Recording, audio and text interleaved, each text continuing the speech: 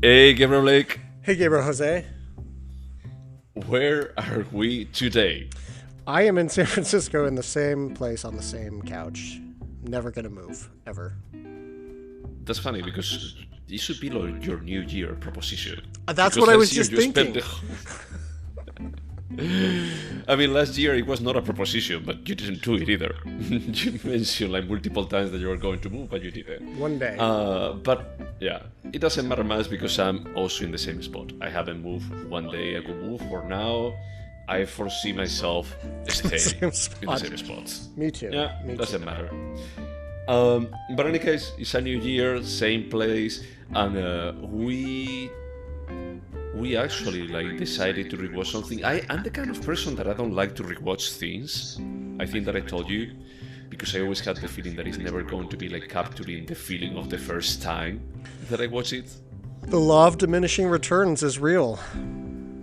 Yeah, well, I mean, it's not only that, but you're not going to be the same person as when you watch it like the first time. So you don't know if it's going to be like resonating more or less, and I don't want to taint what it was like the initial impression or something.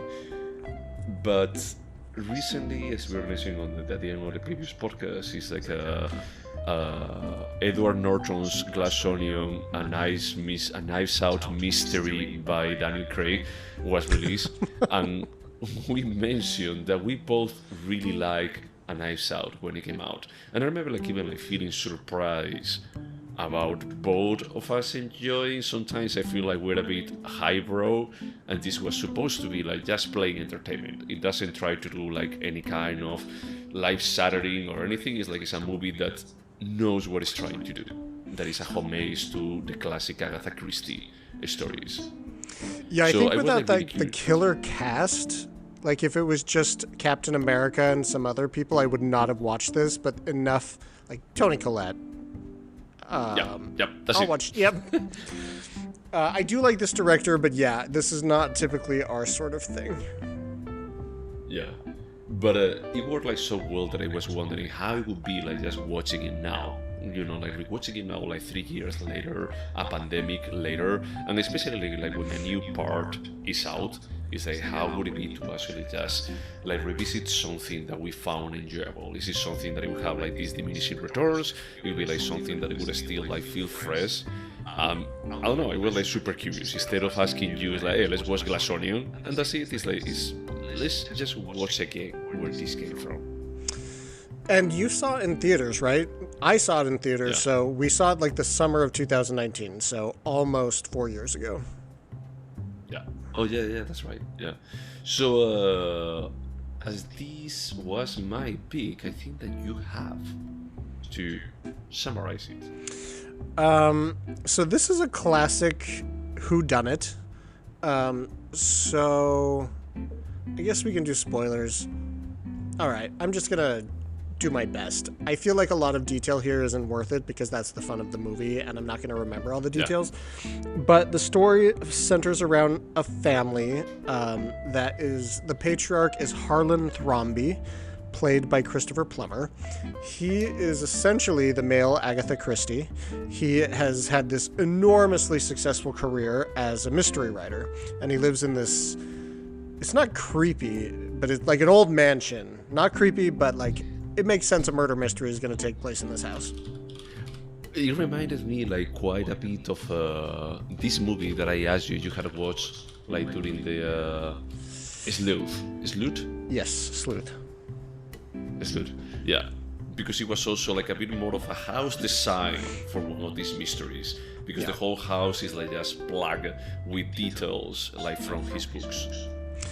So he has, I think, 4 children that either are married or are widowed, and a couple grandchildren. And they all come to the house for, well, they all come for the reading of the will, and most of them come for the funeral. Well, no. I mean, this. Sorry, go ahead. Yeah, sorry. I jumped a few steps forward. So he has Yeah, an that's fine. in-home nurse played by the actress that's in absolutely everything now. Anna de Armas, yeah. Yes, Anna de Armas. She plays the child of immigrants. That is important later. the child of illegal immigrants. But she is basically undocumented. Nobody is illegal. Undocumented immigrants. So Marta is Ana de Armas's name. She actually becomes very good friends with him, and she's genuinely a good person, and she wants nothing for the best for him. However, when she is injecting his nightly medication, she mixes up the bottles, or the bottles are mixed up, and she actually accidentally gives him an incredibly high dose of morphine when he wasn't supposed to get that. So he is going to die. The clock is counting down. The Narcan she's supposed to have in case of an accidental overdose is missing. So he ends up... Sorry, I'm trying to figure out how much to share. All right, this has been out for 4 years. He ends up slitting his throat and arranging for her to get out of the house without any suspicion that she messed up, because this was an honest accident and she didn't want to have to explain it. So she escapes the house even when it's full of Harlan's entire family. And then because it was like the 80th anniversary party, like the 80th birthday or something like that. Yeah, so the whole family was there. And then because of his death, the incredibly famous Cajun detective, played by James Bond, with the most obnoxious accent. Not inaccurate, it's a good accent, but it's obnoxious as hell. He comes in to solve the mystery. And so we get to know the family. Turns out they're all pieces of shit. They all have motive to kill him. And we slowly find out that Harlan had let everybody know individually at the party that he was basically firing them from their publishing house, cutting them off from money, that he was making a clean break from all these people. And you can add anything that I'm missing out, but essentially the rest of the fun of the film is getting to know these characters and watching... what is his name? Daniel Craig solve the mystery. Yeah. So basically, Daniel Craig, one stupid thing is that I will mention is like most of the movie is actually seen through the eyes of Daniel Craig or Ana de Armas. Yes. Yeah. Is like we're giving like that information that they actually get, and Daniel Craig actually pairs with Ana de Armas without knowing that she's supposed to be the killer of the patriarch, because she cannot lie. If she lies, she throws up. I know that it's a stupid thing that in any other... If we were watching like a movie from the 80s, this could be like super gross. But it's like somehow they make it work and being enjoyable on the screen. Yeah, I agree. It's like so absurd. It's over the top ridiculous, but it works. It works, and everything is like a cat and mouse kind of game about like Ana de Armas like trying not to lie and hide that she did what she did, and Daniel Craig like trying to figure it out exactly what happened. Yes, and so slowly over the course of the film, like any whodunit, we're given more and more information about what actually happened that night with Harlan and his nurse Marta, and we're also given more and more information about private conversations held amongst the family. But I do enjoy the plot device that we see almost everything from the point of view of Benoit Blanc is Daniel Craig's character, and Marta. Yeah, and I have to say something that I appreciated now that I was like watching it again is that this is a super lean movie. I think that it's like 2 hours? Yeah, it's not that long. It's not that long, but 2 hours and 10 minutes. It's long enough, you know. But the thing is like it's super lean. Every single scene, I was like just like paying attention, is that every single scene is like for developing the characters or for moving the story forward. Is that there is barely no fat. And this is like, at the same time, I find like commendable about like, hey, you're doing like a 2 hours and 10 minutes movie that is like super dynamic. It's like, it didn't feel like 2 hours and 10 minutes. It felt like 70 minutes. I would say exactly what I told you like the first time that I watched it on the cinema. Is like, it ended and I wanted more. I wanted like an extended cut that I could see like more of Toni Colette, more of Jamie Lee Curtis. Yeah, in fact, that's what I was just going to add, is that at no point did I want this film to end, but a few points I was like, I want to spend more time with this character. Like, I want to learn more about, like, there's this hilarious comedian, Ricky Lindholm, who plays Donna Thrombly, who is, oh my gosh, I'm blanking on names, Michael Shannon's wife. And she's amazing. Like, she's a really good actress, and I think she must have had more. Yeah. Yeah. She's like the one from Ghost and Garfunkel. Yes, that's the one. She does lots of musical comedy. But, yeah, like, show me more scenes with Toni Collette. Even Captain America, I thought was really good in this. Chris Evans. Yeah, Garfunkel and Oates. Yeah, Garfunkel and Oates was it. Jamie Lee Curtis, Don Johnson, they were all incredible. All of them. Yeah, it's like the cast was perfect, you know, like the characters were like just pretty well like portrayed. I don't know, it's like everything was like, hey, this is amazingly well crafted for being like just pure blockbuster entertainment. And a bit smarter, you know, it's like it's a good twist without like giving away like the full twist, but it's like it's a good twist over the regular like whodunit kind of mystery. So I think at this point we have to mention the director, because this director, Rian Johnson, started out with some really kind of experimental films. My personal favorite is Brick, which I will at some point make you watch. It stars Joseph Gordon-Levitt. It has a completely unique like lexicon that they use. It's almost like A Clockwork Orange, how they have all their own slang. They have that throughout this film, and it's a very dark noir whodunit, and set in a high school. He did The Brothers Grimm, which had an amazing cast. Looper, which I actually really liked. And then he did... You liked it? I did like Looper, yeah. I don't think it was as good as like Knives Out, for instance, but it was a solid action film. Did you like it more than 12 Monkeys? I probably haven't seen Looper since 2012. So 10 years. I don't remember it that well. If I had to guess, I would say I like 12 Monkeys more.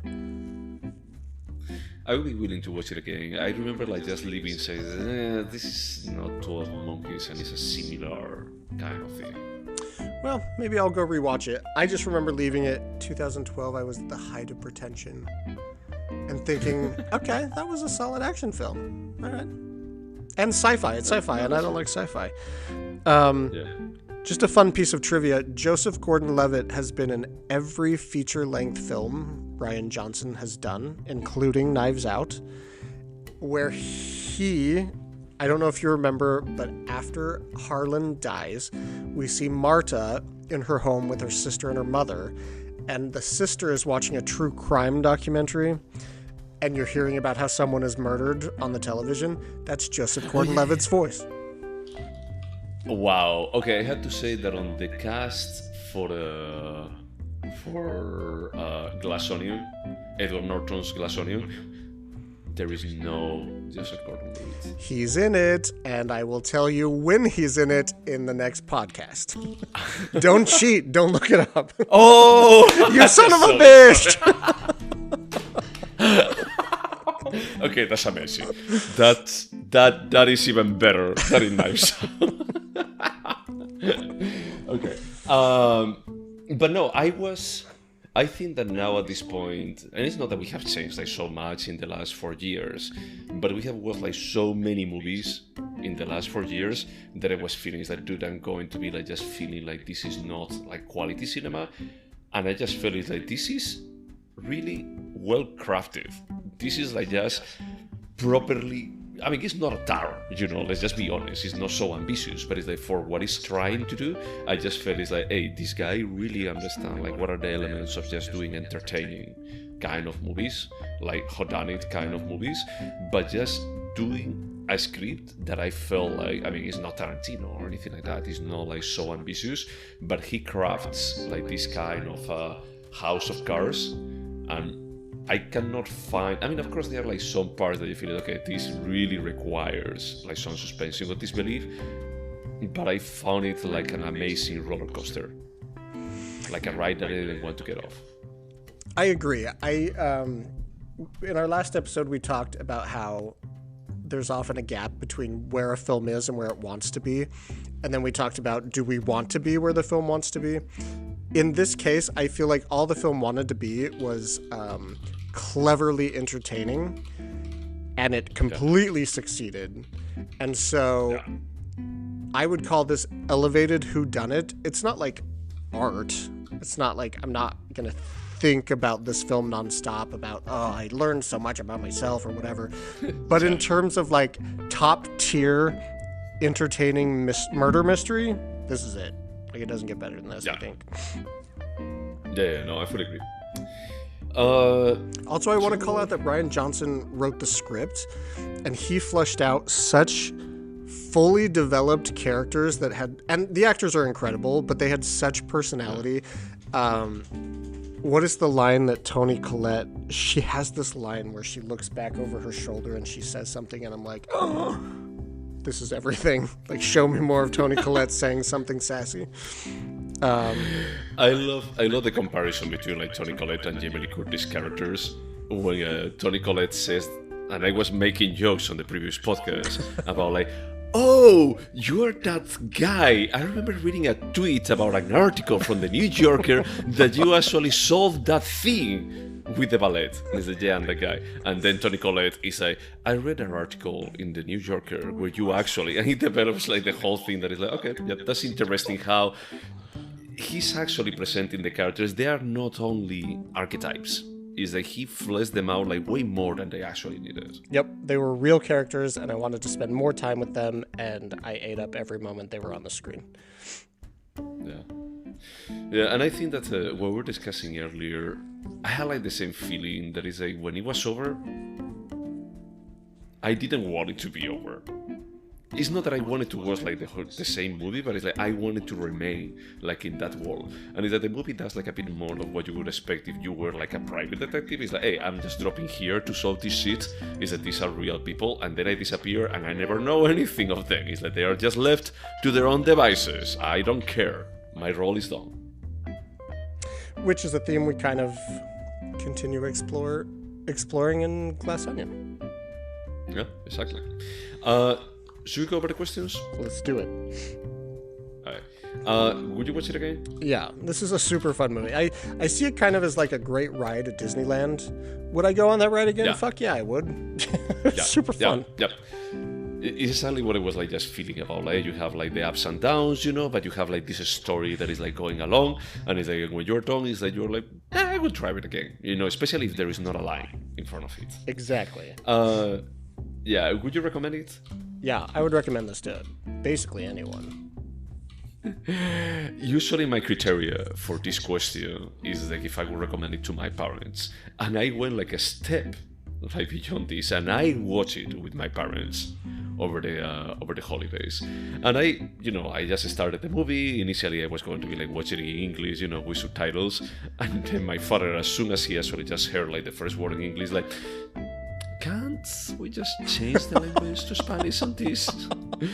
So then I was with my boyfriend too, and I was telling him, like, hey, actually Daniel Craig, that he's as British as it gets, is that he does like a Southern American accent, and he does it like pretty well, So it's like it's a bit surprising. I think that is like part of the character building, that he has this kind of swag of a Southern gentleman, and we didn't like get it and that was like one of the reasons when my parents told me like the following day. They love it so much. They say, why don't we watch another movie? And at that point I was like, we could watch Glass Onion, but I don't want to watch it in Spanish.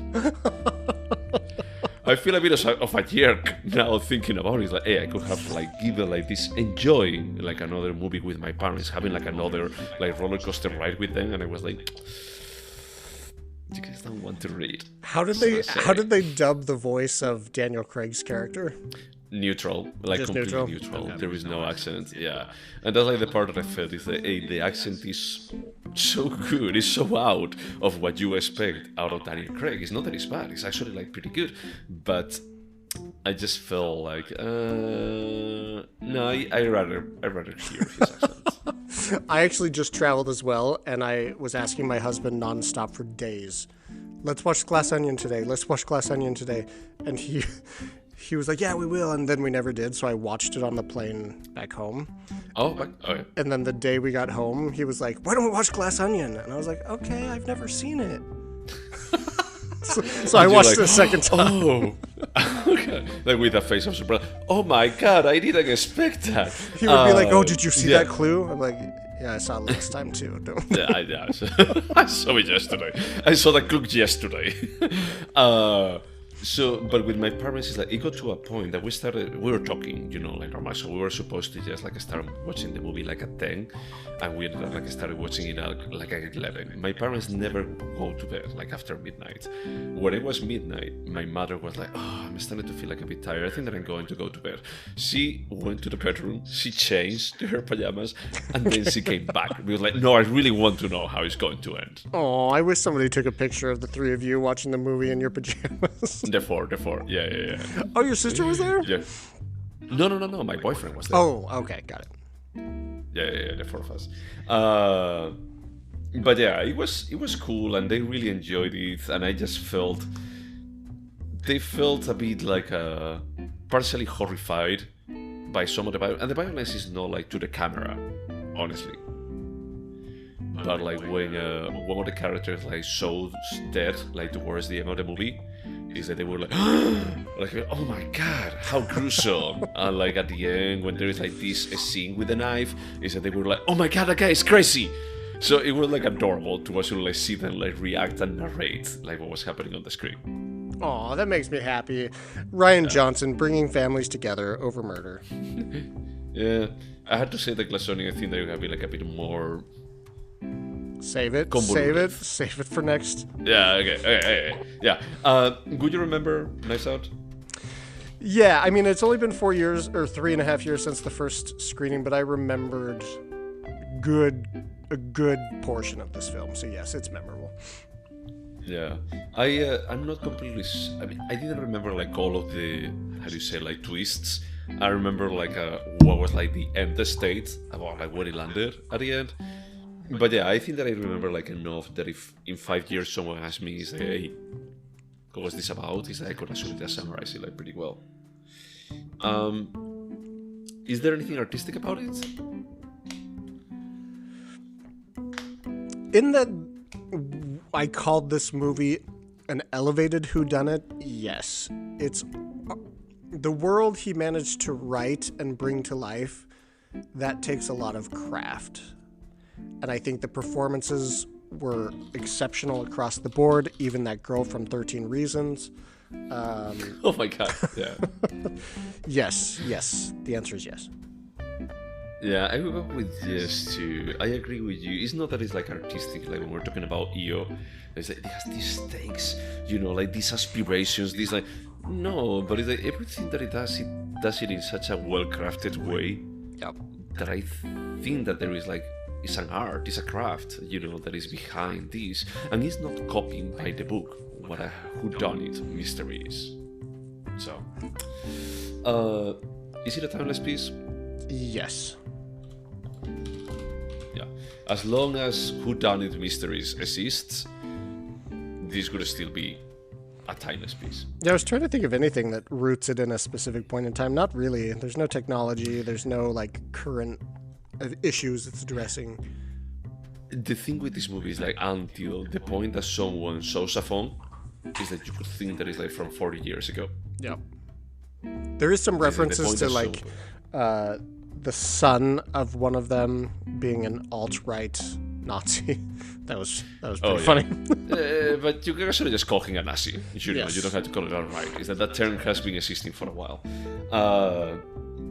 Otherwise, you can just call it a fascist before that. But yeah, I think that the uses of phones is not critical for the story. Nope, not at all. At some point, the 13 Reasons girl calls Marta on a cell phone, and I think that's really it. Yeah, it could be like a landline. I don't know if there are like some texts that they exchange, but yeah, nothing like too big that it couldn't be replaced by a letter or something. And actually, it's like a letter is like one of the most important pieces, like letter exchanging. Yes. So, would you turn this into a TV show? I could actually see this being turned into a really smart, like, mini-series, like 6-hour-long episodes on HBO. Like, I think there's enough there. There's enough characters. There's enough. I might get tired of waiting to see who done it, but I would watch 6 hours of this. Yeah. My answer is exactly the same. It's like, if this is the way of getting more of these characters, I'll take it. You know, if I can have like a episode dedicated, only an hour dedicated to Toni Colette. That's what I was thinking. Definitely 2 episodes. 2 episodes just her. Yeah. Just her. Yeah, and as you're saying, it's like, it's true that you have like that anticipation. It's like, okay, who really did it? You know, it's like, what is the version that sticks to this? But I think that it would be fine. You know, it would be fine with the idea of just waiting and just getting like more and more into this world. Because as you said, it's like, it's a well-crafted world. It's not only like, random story. And as much as I hate this platitude, this really is about the ride or the journey, not the destination. Yeah, destination. It's just super fun. Yeah. Could this have been a short? I don't think so. I think all of the complexity of the characters and their interactions, that's the source of this being so good, in my opinion. So no. Yeah, no, I agree. For me, it's like this couldn't have been a sorting anyway. It's that it would have fallen apart directly if you try to actually like remove like some of the development of the characters. It's what I was telling you. It's like, this movie doesn't have any fat. That I'm mind blown by it. It's like everything is like just like crafted. All of the pieces are connected in a way for just like making like the resolution work. And during the time, it's like enjoying this ride. It's like, I don't want to remove like arcs of this. The only character that I felt is like, this doesn't really matter. Is like the alt-right kid. Well, that's why I think so. The alt-right kid, the mom of the alt-right kid, like. And I even think like Michael Shannon's character had more. Like, there was clearly a lot more source material that they cut out to keep the film, like you said, with no fat. I would be fine watching a fat version of this. I'm just saying. Oh yeah, definitely. I should remember like searching when we watched this movie originally if there was like a director's cut. There is not. Oh. But it's the kind of movie that is like, I would have watched this. It's like, just fuck like the Lord of the Rings extended versions. It's like, I don't give a shit about that. You know, it's like, I want like 2 more hours of this. One of us will have to buy the Blu-ray and see if at the very least there are deleted scenes. Sure. I'm not sure. There should be a Criterion Collection edition of this. It's no Armageddon. I'm just gonna leave it at that. That's true. Yeah, and it's not election either. You're such a hater. So. I like election, to be frank. I don't know if I like it, Criterion like it, but yeah. Do you think that this movie could have been better? This movie, Knives Out, not election. Knives Out. Honestly, the only thing I would say is like he could have tacked on another 30 minutes, and I would have been great with that. I've said it like 5 times at this point, but I think there were more to the characters that they cut out, and I would like to see what that was. That's it.